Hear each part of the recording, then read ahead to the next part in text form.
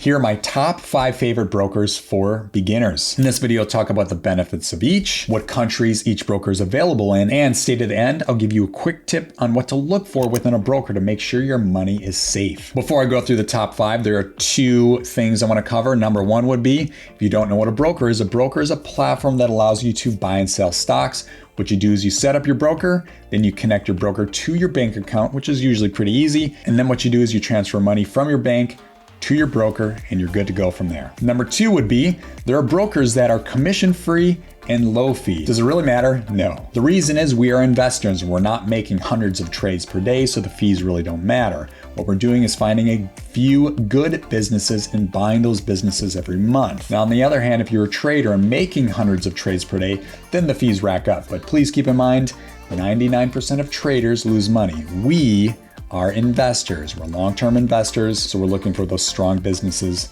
over time. We're not going to worry about fees. So if you're looking for a broker, don't split hairs over the fact that it might be commission-free or low fee. It really doesn't matter. Okay, let's dive into the top 5. Number 1 would be TD Ameritrade, which is headquartered in Omaha, Nebraska, and was recently acquired by a much larger organization, that organization being Schwab. I like TD Ameritrade because it's pretty easy to set up and buy and sell stocks. And just a heads up, this broker is available in a few countries and territories, including the US, China, Hong Kong, Malaysia, Singapore, Thailand, Taiwan, and Canada. Number 2 would be Interactive Brokers, which is headquartered in Greenwich, Connecticut. This is, in my opinion, one of the best brokers around the world. The reason is they're located in about 200 countries and territories. I'm not going to go through that list here.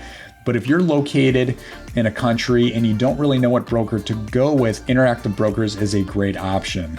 You want to make sure that you're joining a broker that allows you to buy companies from all around the world, especially large cap and mega cap stocks. There are some people who will sign up with a broker that only allows them to buy stocks from their country. That's very limiting because you're usually going to invest in small businesses that can't substantially increase revenue and profits, which means if you invest in them, you're not going to see big returns with a share price.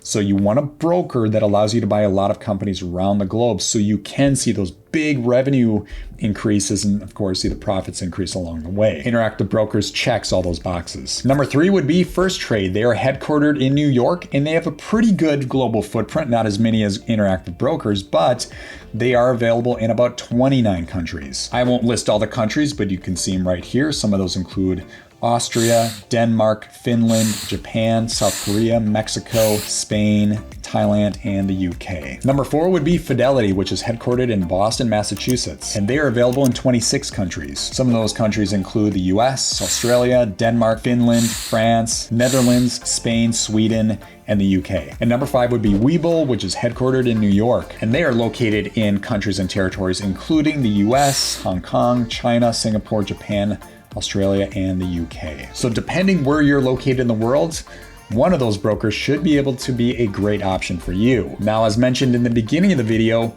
what is a quick tip to look for to make sure your money is safe? Well, when you go to a broker, and let's say you're looking for something that's not on this top 5, what you want to do is go to the footer of the homepage.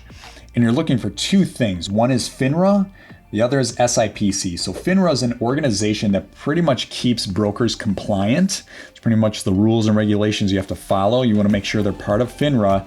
And SIPC, that's an insurance organization to make sure your money is safe. They actually protect you up to $500,000. So if something happens to the broker, like let's say it goes out of business, that way your money is protected and you get your money back as long as it's less than $500,000. I'll let you know right now, there are a lot of new brokers coming out that I will go immediately to that homepage, look at the footer, and they're not part of FINRA or SIPC.